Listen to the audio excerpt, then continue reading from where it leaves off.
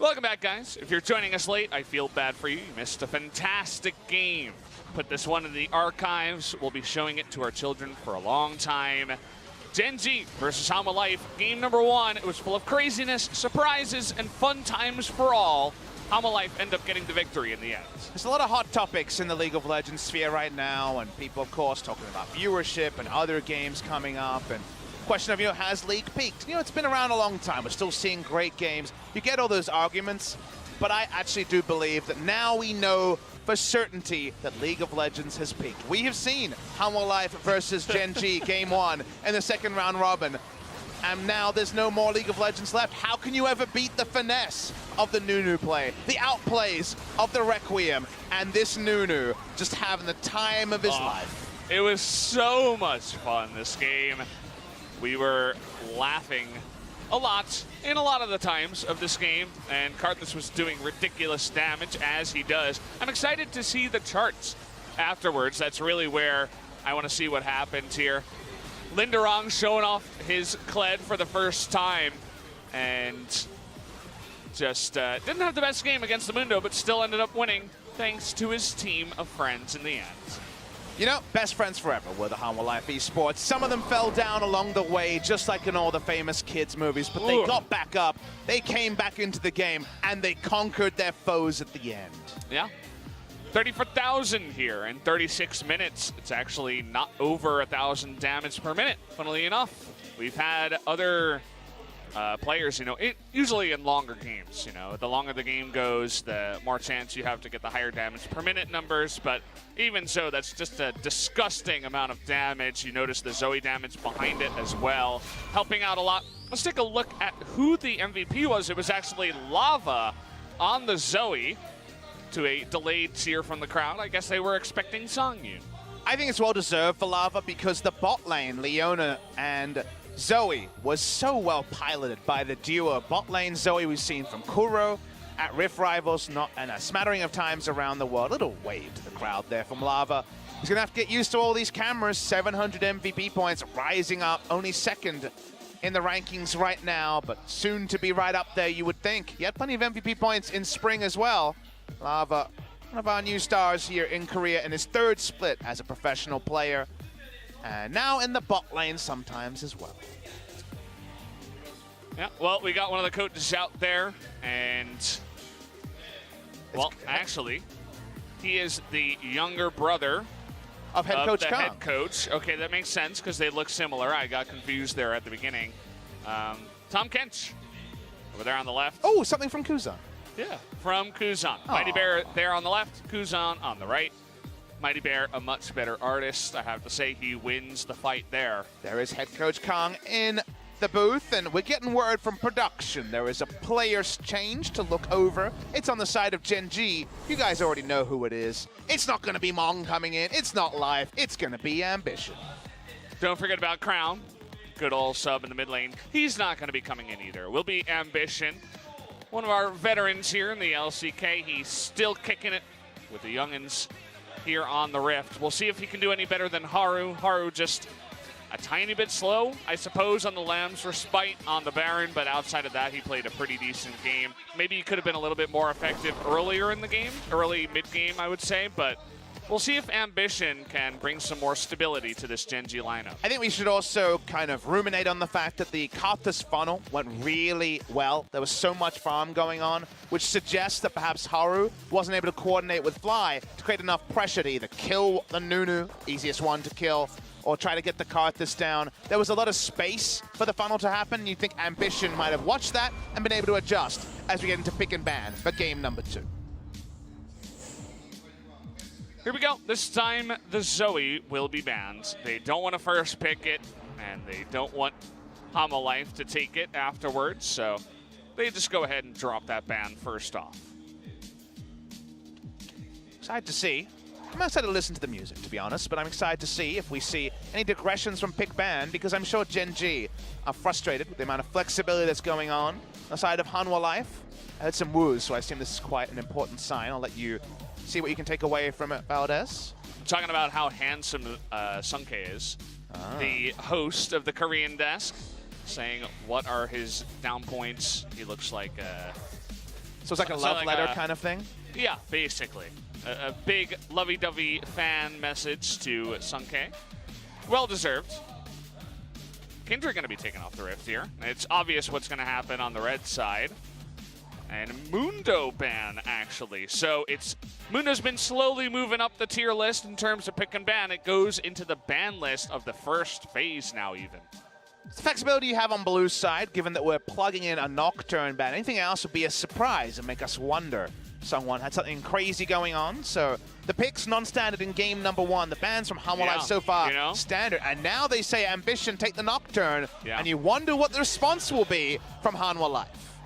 They say, we're not even sure if Ambition can even play this champion. We haven't really seen it all too much. But they give it away. And, well, in terms of power, you never want to give away Nocturne straight up. This pick is 20-4, I believe, when I saw it. In terms of stats, it's off the charts, but they give it away to Ambition. But League of Legends is more than just the sum of the stats. And I agree, win rate-wise, if they lose here, Hanwha Life, what an idiot. They gave up the Nocturne. But they also played heavily nerfed Nunu Karthus funnel and won with it, which you would suggest, with the nerf it got, why even bother trying? So they already are showing that they've got their own stuff. And Hanwha Life being able to bring out set-piece plays is another thing that might separate them from the pack as we do approach top 5 qualification.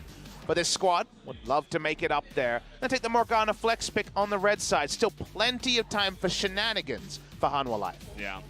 You consider, what is the power level of the Tahm Kench? We saw it lose twice and win once in the first series, but specifically against Core JJ, he's 8-2 on the pick, so they ban it twice on the blue side and on the red side here instead of Nocturne. So they really do respect the Tahm Kench from Core JJ. I want to direct your guys' attention to something that's happened here. Do notice that Shen Nocturne was available and overlooked by the side of Genjin. You might say, all right, why? We know the power of it. This is what Griffin showed us early in the season. Nocturne flies in, Shen on top. He has the extra tankiness and extra CC. It's beautiful. But consider the team we're talking about.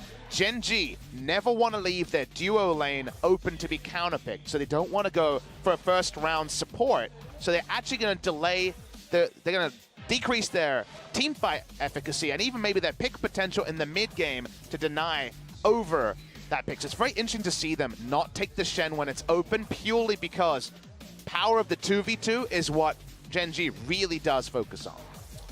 Yeah, and the Zion not working out. They want to get the Ezreal for Ruler. It's one of his most winning pick, actually, so far.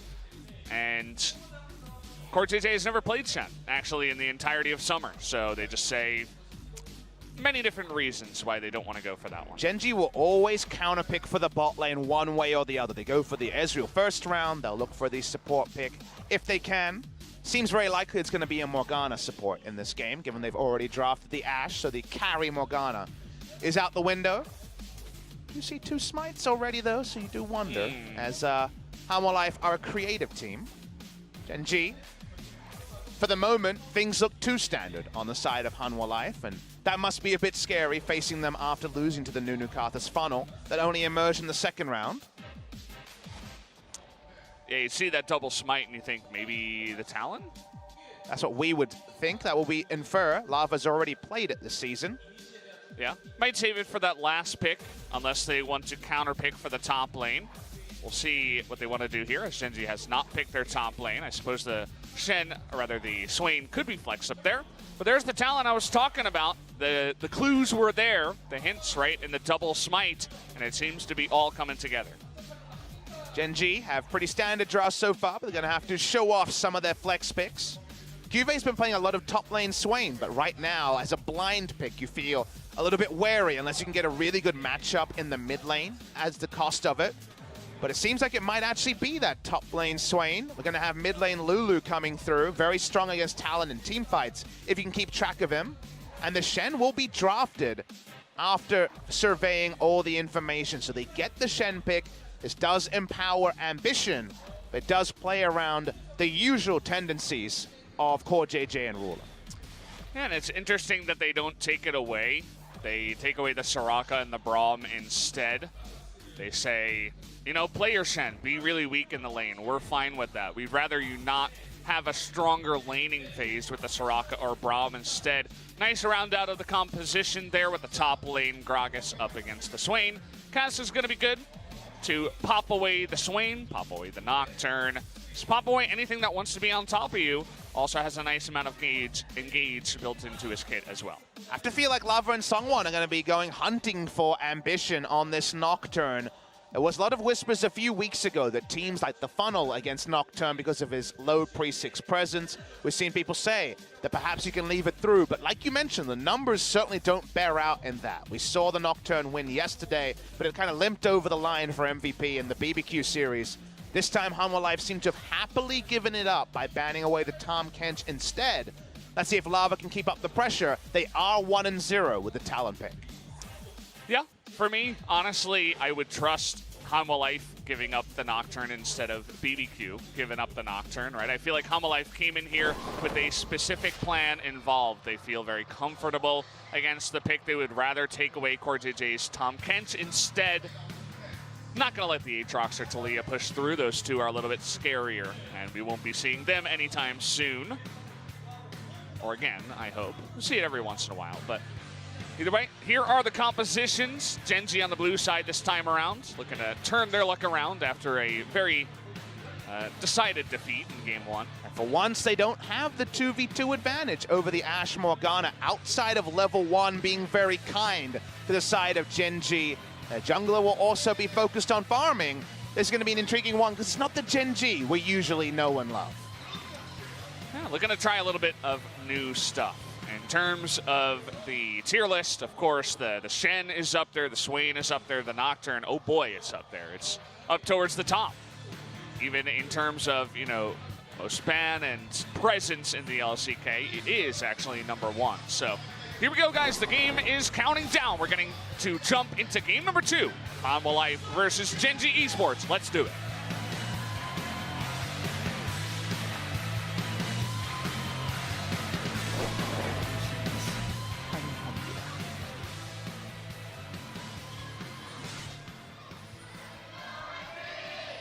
미니언 생성까지 30초 남았습니다.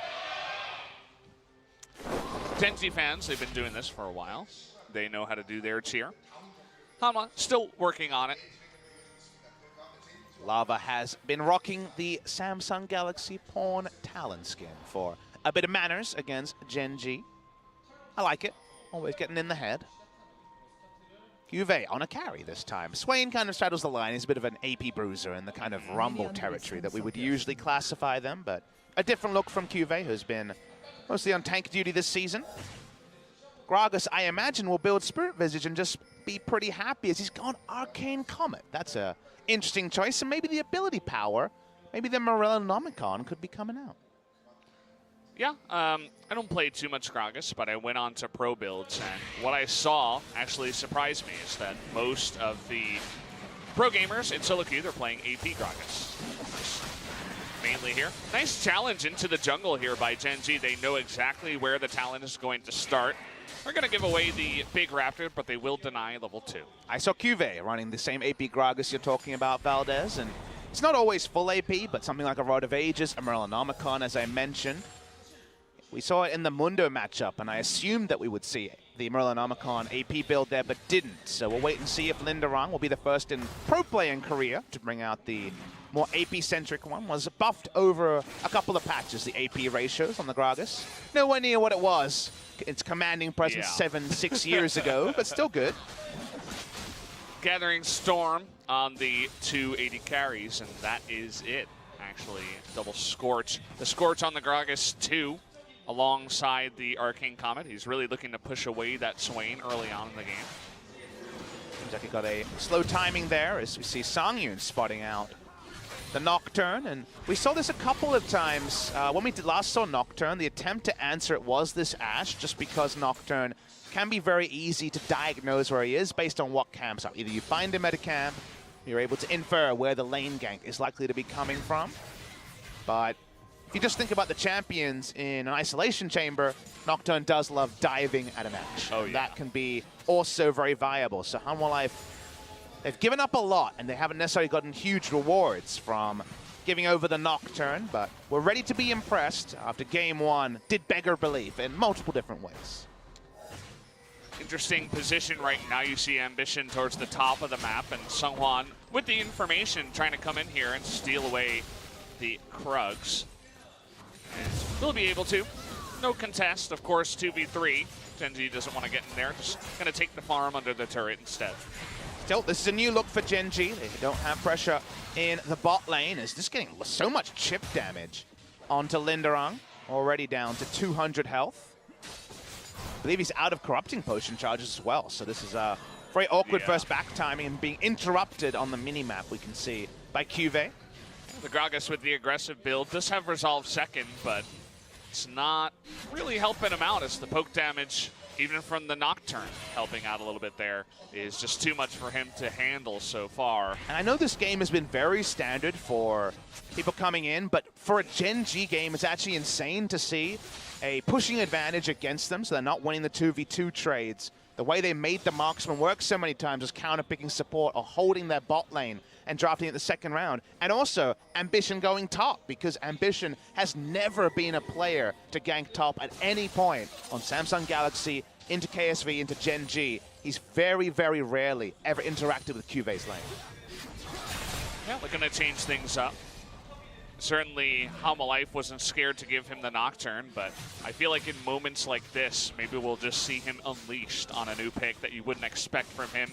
Generally likes to play the tankier farming junglers, you know, the Sejuani, the Gragas, Skarner, normal Ambition stuff, not necessarily the Nocturne, the very aggressive dive the backline style. So, looking to change up a lot of different views of his play style here in this game. He has his moments. Ambition sometimes can go super carry mode, but few and far between compared to someone like Score, who also plays the Gragas and the other pathing junglers that Ambition usually focus on. First item, once again, leaves no ambiguity about what Lava wants to do. Boots a mobility rush. Gets a lot of mana sustain for poking out with the talisman, so there's no long swords yet. They'll come later, as here comes Sungwon. Looks like Ambition was able to pick that one up.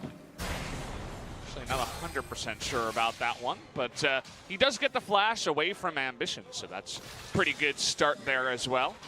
As Lava was hopping over the wall, getting ready to go in on that one if he did flash. A different game. You don't think there'd be so much value out of blowing Nocturne's flash, given that he's farming till level 6, but when you have a mid laner who can pop over walls with Smite, you definitely do start to wonder, Valdez, if it's something that can be returned on, and Lava's already going on an invasion mission. Kind of awkward that it was at the exact same time as the vision plant was blown, but I don't know about that particular timing.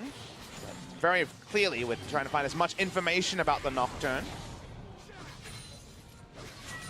It's good to get that information. That is going to be one of the main paths that he comes along, trying to go for the mid lane. Looking for a dive up on the top side. Cuvée is level 6. But you'll notice that there's no stopwatch with the runes that he has picked. It's still too early anyway. Looking for that 3-man dive. He is going to flash away with the ult, and Hanwha getting super low. But they actually CC him, so he can't get close. But look at this 1v3. Can he do it? He's going to get Hanwha in the end. And actually, Linderang too. A 2 for 0 on a huge bots dive by Hanwha. Hanwha try the same set-piece play to dive top, but Cuvé's ready for it. He gets the turnaround. The double kill here is a dagger through the heart of the early game of Hanwha. Well, the Swain hits level 6, and you decide we're all going to group up. They felt like they had enough damage, but actually only mobility boots on the Talon. It wasn't enough. Level 4 Sejuani.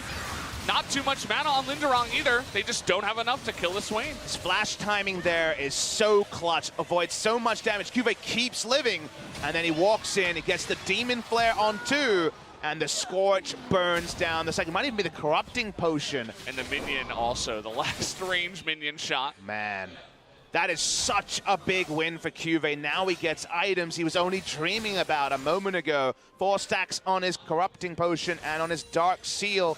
Oh, baby. This, the whole plan of packing up mid lane and diving, which Lava did his last time on Talon, has been thwarted by the outplay from Cuvée. Yeah, really fantastic play. Good timing on the flash, as you do mention. We don't see a lot of top Swain nowadays because, you know, it's popularity in the bot side and even the mid side, but because of that, we don't see a lot of dives against Swain, but as a Swain player, you'll have this happen every so often, and it's one of the best feelings as a Swain player because it's almost like you're Darius too, going 1v2 under a turret. It's just one of those champions that with the health, the lifesteal, I suppose you can say, from that ultimate, you can just live for so long under the right conditions, and that's exactly what happened.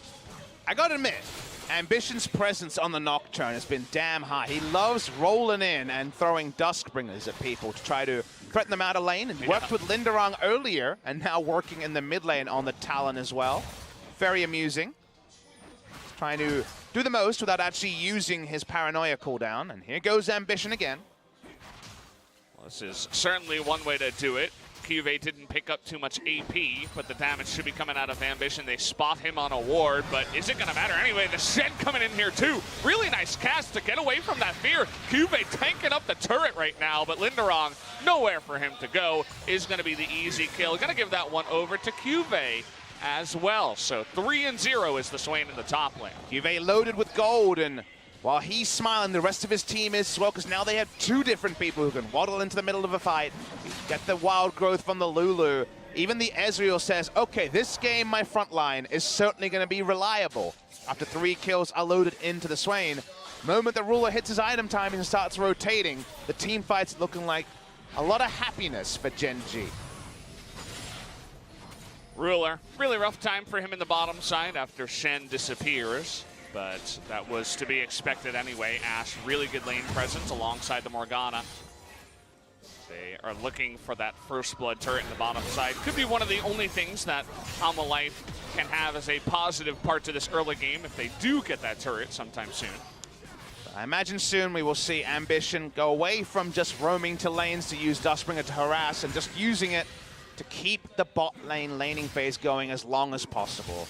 I do believe that taking down turrets and rotating and cutting people with Talon and Sejuani is one of the few ways left for Hanwha Life Esports to get back into this game. I think team fights were never going to necessarily be the happiest spot for them. The Gen G team fight comp is pretty easy to execute and comes online pretty cheaply when the Ezreal gets his items. So for now at least, Lava begging for farm, begging for the ability to get out of this annoying mid lane after going for the earlier Talon pick and inviting the Lulu, the most played by far for Fly this season, to come through. So funny to just see Ambition just waddle into the mid lane, say, hello, I'm going to help push this lane. You have no kill pressure against the Lulu, but with the Sejuani nearby, we'll see if they do decide to go for it. Nocturne's still here. Ambition hasn't gone anywhere. Essentially, the 2v2 in the mid lane is happening in a big way right now. Lethal Tempo procs, they have both ults up. Outside chance I can get a kill, but of course they'll lose vision and be unable to kill off the Talon. So, kind of awkward that Talon, one thing he's good at is wave clearing, needs assistance from his Sejuani just to get through minion waves and keep his turret up for as long as possible. Good sign that the mid lane has gone a lot worse than expected. After the failed roam, he just lost out on so many minion waves, and now Ambition comes back. They just want to break the mid lane turret as early as possible. Yeah. I mean, there's stuff for him to farm. He could be doing wolves, Gromp. No, he'd rather push and get a turret for his team, but he does move away for just a moment. Means that they will keep this turret alive for at least one more wave. Ambition happy to clean out some vision over towards the Rift Herald, and see if he does start it. Doesn't look like he will. Needs to be a super play here from Hanwha Life to find real relevance in this game. They have a tempo drop. These double smite comps are tempo drops. They get the cleanse out of Fly, but no more. He's here. Okay, well, he's not able to flash away from this one. The Shen, though, really nice knock up. And Shen is not going to come in here, actually.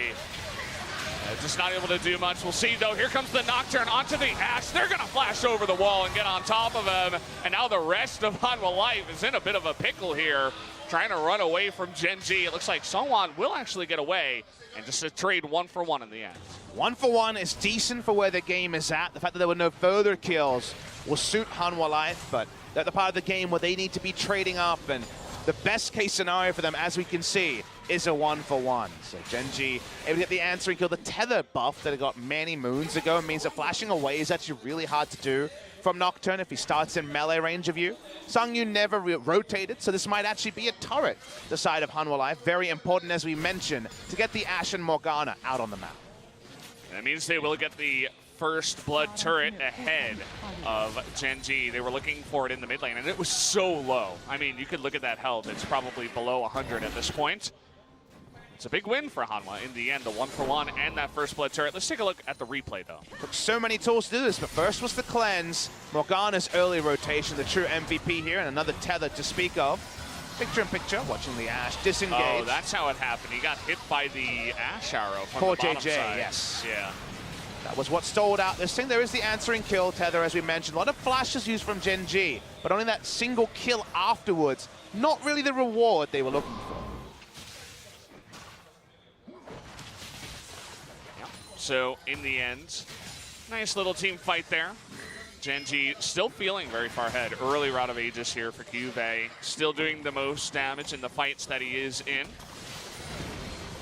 But we'll see how this game does trudge along here. Lava not doing the most damage. Actually, it was Morgana on his team doing the most in that fight. He's only now beginning to build into those damage items. I guess HLE is on the way from Key with the Kindle gem he's already purchased. Songyun, about 700 gold ahead of the Ezreal. As we mentioned, we just never see Ruler in a situation where he doesn't have the winning 2v2 matchup. Different school of thought from Gen G compared to other teams when it comes to successful drafting. This season's been all about the marksman. Fly is definitely not alone, even though there was no one directly in his lane, as Keys once again trying to help out his mid laner. See what they're trying to do. Nice vision clear here by Hanwha. Gets one with the sweeper, comes in, clears the control ward, makes it a little bit awkward for Fly here with no summoners to try to survive in the mid lane. Definitely needs the support from Ambition, Core JJ nearby.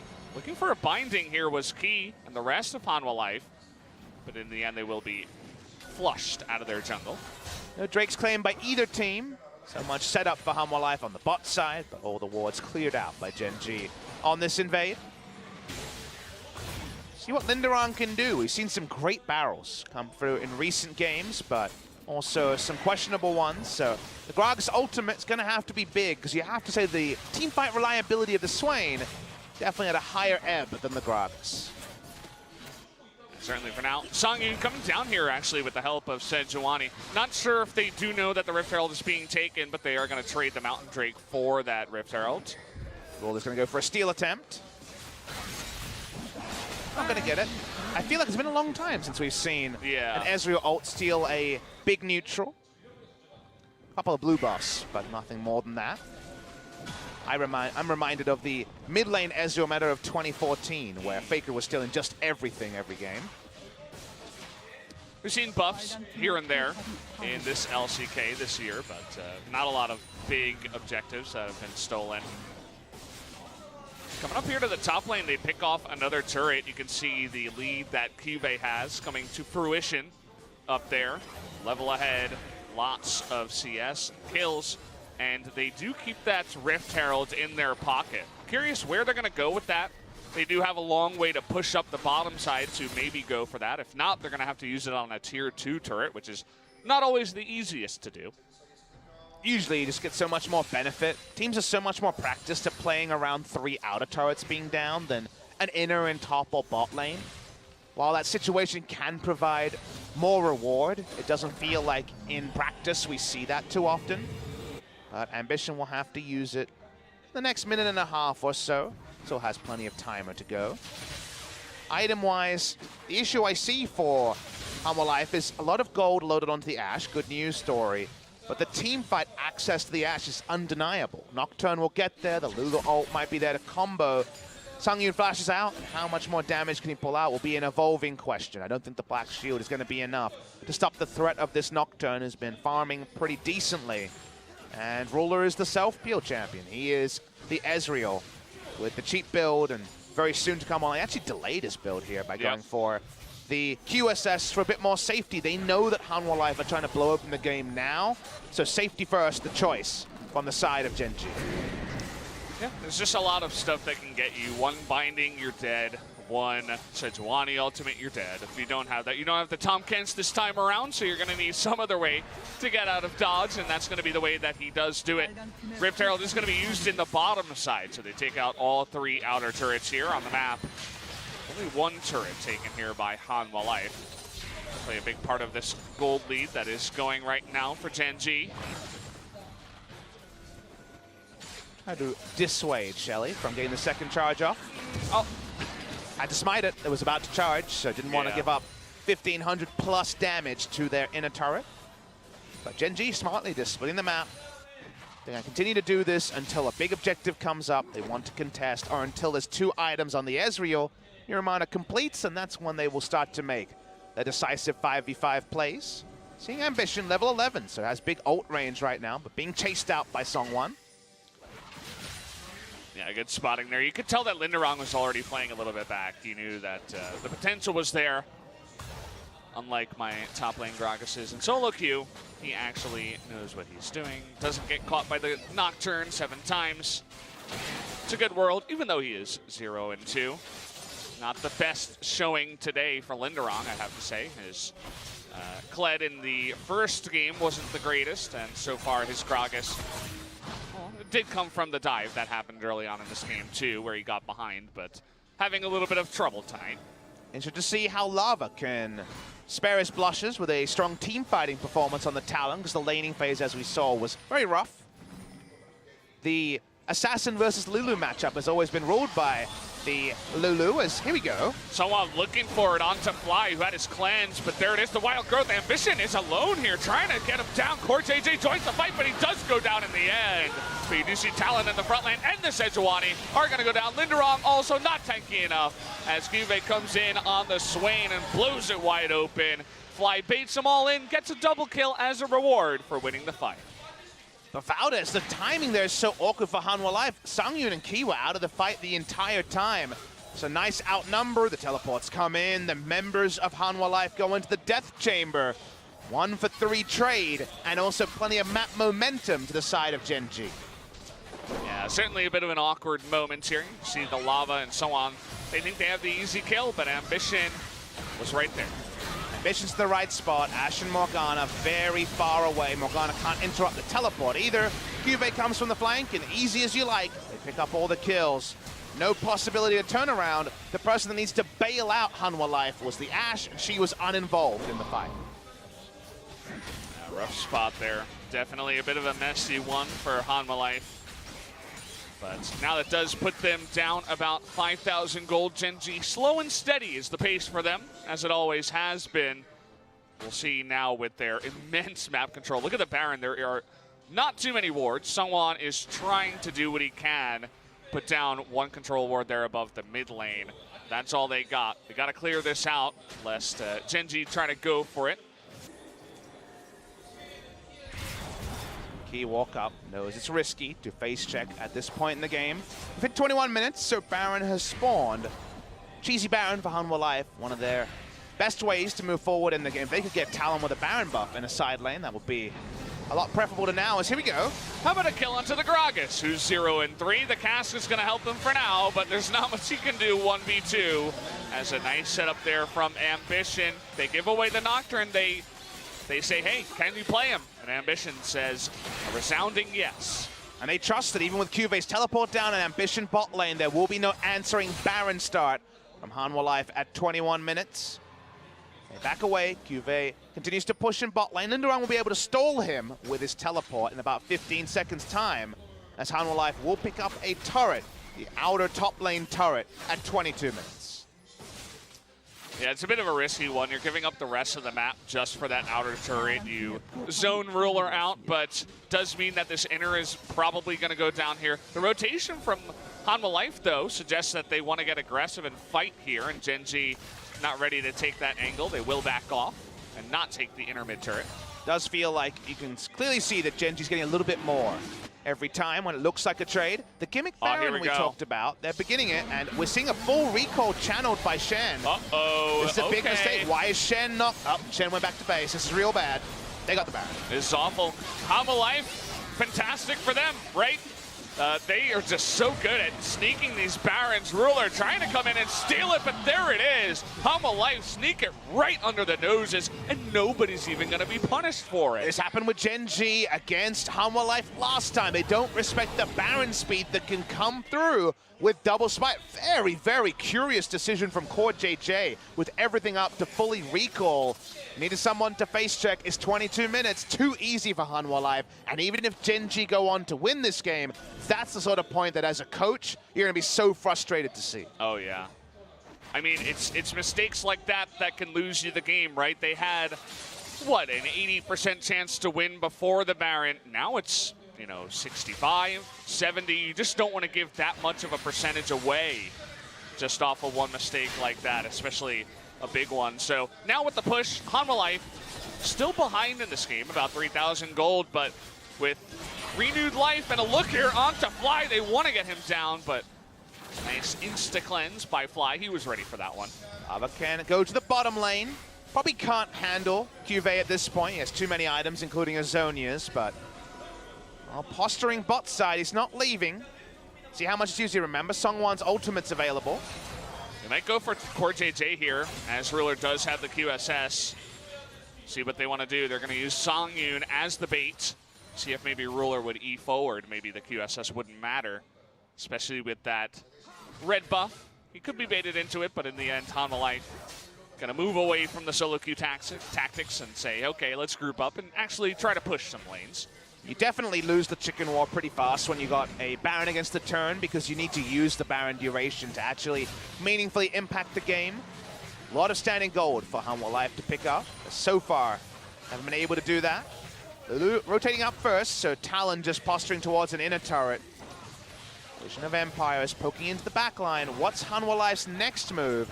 They were able to close the gold lead, but like you mentioned a couple of times, Valdez, it still is there for Gen G. Yeah, you can see how confident they are. I feel like the second that Cuvée just walked down into the mid lane, both teams just had a flipping of personalities. Gen G was immediately super confident to take any fight, whereas Hanwha was just backing away as far as they could. That Swain is no joke right now, looking at 2.5 items, moving towards the Merlinomicon eventually as his third, with already the Zhonya's completed. He's very tanky too, nearing 3,000 health. He's a big boy, that Swain. Sadly, the Gragas is, you know, a little bit more towards that joke territory because he has one item and a bit at 26 minutes into the game. He's basically a cask, and that can still win you the game. So it's not necessarily fully out of it, but Lindaranza needs to pull something off. Gets a nice bomb goal, and it's something. But this Baron buff seems to have only stalled for the side of Hanwha Life, not actually created any inroads unless Talon can find an interesting approach to this, and he will be spotted on the little ward. Yeah. Okay. Nice QSS usage, as well as the Nocturne ultimate. They want to get onto Lava here, actually. He's going to gain that visibility and just hop over the wall to disengage. Cuvée TP's in, but in the end, nobody goes down. Good news moment for Hanwha Life, though. They get the teleport out of Cuvée, and no one could actually lane against Cuvée. So suddenly he's going to have to be grouped, and perhaps the Talon can pull off some sort of side laning move. It's always about the ults. When do you use them? We always laugh at the people who use their ult too early or too late. That time Ambition had the teleport coming in, so was pressured to go in. But the teleport being on cooldown for Cuvée is the most notable trade in that particular time. Still going to be a gigantic threat in the side lane. There's not really anyone that can go up against him 1v1, especially with the Zhonya's. I don't even think Lava at this point could burst him down. But we'll see. He is waiting in the sidelines, probably just to catch this wave and to push it back, as the Talon does do. Gen G just want to play this one by the books. They've had enough of the tomfoolery of game number one. They've been able to make Hanwha Life honest through Cuvée turning around the 1v3 turret dive in clip-worthy fashion. And Hanwha Life are just doing their best to separate the members of Gen G. Run them around as all the lethality stacking on Lava has coalesced into him having burst range on a lot of different people. The Ash Arrow is going to go wide. Yeah. That's one that may continue forever. We'll never know. It's on to a different rift. It's moved on to solo queue or somewhere else. Lava just the scout for his team. He's got the smite too, so he can secure buffs away from that pesky Shen. Highest smite in the game at level 16. He's got something going for him. Not too much of an impact on this one in terms of assassination after the failed dive early on in the game. You have to wonder what this game would have looked like had that dive not failed. I mean, they got 2 deaths off of it. The Sejuani and the Talon got way far behind in their respective roles. The Gragas also wasted a lot of time, even though, you know, he did go down.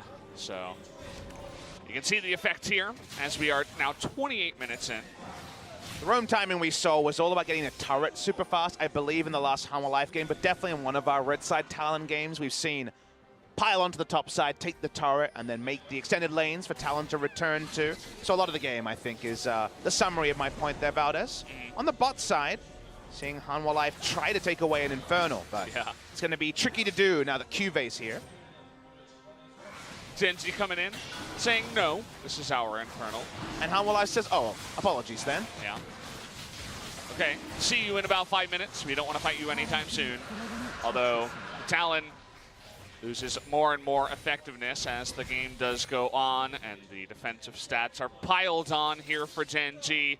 The Guardian Angel finished up for the Nocturne, the double Zhonyas for the top and the mid lane, the Iceborne Gauntlet, and the Ninja Tabi for the Ezreal. Who are you really going to be assassinating as the Talon in this game based on the way the game has gone? It's not looking too good for him. It's basically Ezreal or nothing when it comes to item timings, because there's also stasis onto the other members, so I think it has to be the Ezreal.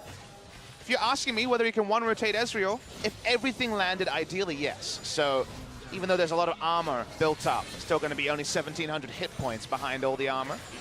So there's the potential he pulls something off, and he's certainly looking for that Ezreal. Yeah. Level 16 over 15 from Ruler. He's not too far behind. Ambition going to take the blasting plant here, and Lava's oh boy, so tempting. He's stalking him. This is like a predator hunting his prey right now. Unfortunately, not really able to get the angle as Ambition and Fly are spotted nearby. You know, 1,700 health is fine if the Ezreal is alone, but a wild growth and some help. The Ezreal's not going to die. And Ezreal's also very smartly standing on the top side of the mid lane, away from where the enemy is most likely to be, and closer to his supports and the rest of his lineup as well. Ruler decides to face check, ends up not mattering as the QSS is going to be popped here. QSS down, is though. down though, so they want to go for a fight. Nice spell shield by Ambition, says no. Trying to engage now, they get the cast gear onto Ambition, not able to knock back poor JJ though. Linderong not able to get the angle on that one. And the TP was down there for Cube, so they had an opportunity, but the mechanics just don't come through here for Hanwha Life. Definitely the right time, but like you say, the accuracy not enough. Weren't even able to blow a flash and all that. Just the QSS will be up in the better part of just over a minute. So Genji, with all those cooldowns down, say thank you very much. We're pushing mid. Thinking about it right now, you notice Lava up towards the top side looking for some kind of assassination, but not going to have much luck. Cuve not needing to TP anywhere, just pushes in the bottom side. Not much of a wave, but you can see how much poke damage he is able to do. Fly getting really, really low. Nearly assassinated there, but nothing used on the side of Genji. He can just heal up. He's going to go back first, though. So it looks like Genji will give up this push, at least. What is the next moment in this game for Hanwha to turn it around? The Baron steal, the only reason I believe the way we're going here. Steal's the wrong word, but it felt like they stole it away from a game that Genji was controlling. Second Baron under the noses of Genji would be seemingly impossible. Baron speed, Baron secure still there. Level 17 smite onto Lava. Genji just continue to play it slow and steady. They are definitely falling back to Genji with ambition, slow-paced, late-game focused games. Continue to try to make Hanwha Life honest. They keep some control wards on Baron, they'll go a long way to doing that. Yeah, it definitely feels like the next step. Kind of a half-hearted push into the bottom side while, you know, blowing some cooldowns is not the way. They're going to go for the big dive into the backside, looking for the Ash. And Mission getting extremely low. Lava, though, looking for the assassinated on the backside. GA is going to be popping. Here comes Cube in the backside, and nobody can fight up against the Swain here. Their only hope is to disengage. And after all, they are able to do that whilst popping the GA and getting a recall out of Nocturne, so not half bad. That was definitely the best case scenario for Hanwha Life with all the tools available, able to take away some of them. They crucially don't get summoners other than core JJs and have to blow a couple of flashes themselves. But given where the game is at and Gen G's comp, it feels weird to say a 0 for 0 was the best case, but they were able to get rid of the teleport from Cuvée again, and it looked like Cuvée was going to get a casual triple kill in the backline.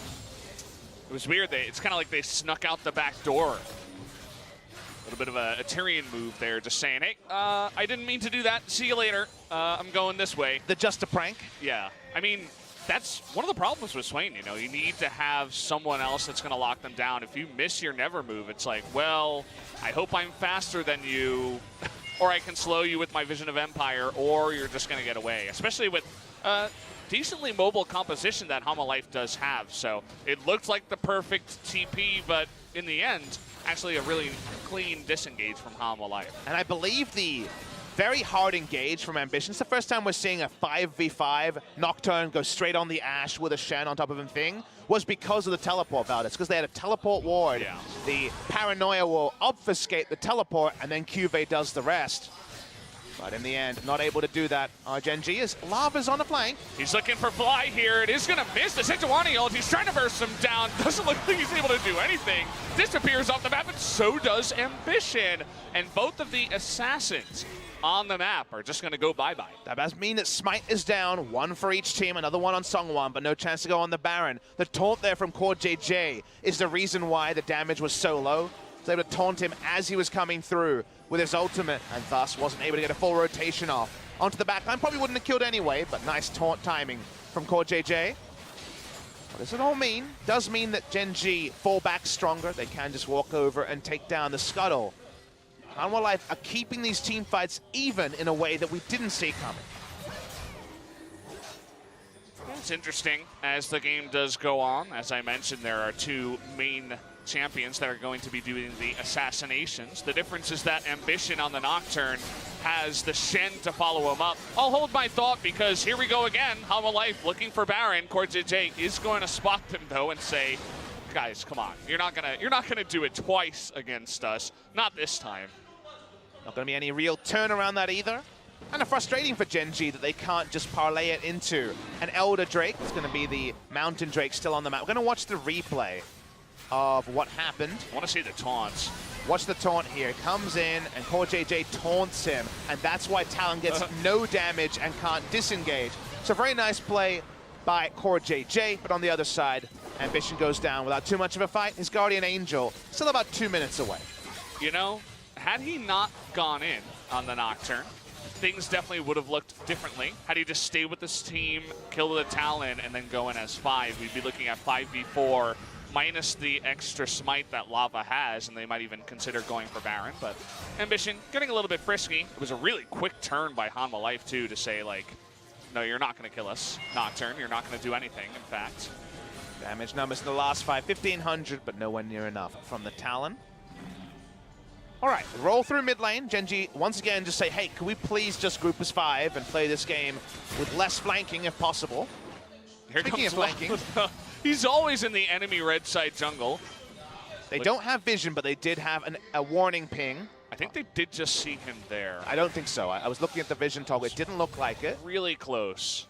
But it also doesn't take a rocket scientist to infer where the Talon is. Well, he's not in front of you. He must be behind you. And he's still there, by the way. Nothing has changed. He's just sitting there. They have the bottom lane pushing. Lots of pings from Hanwha Life say, hey, I mean, we can just sit here for now. We can wave clear.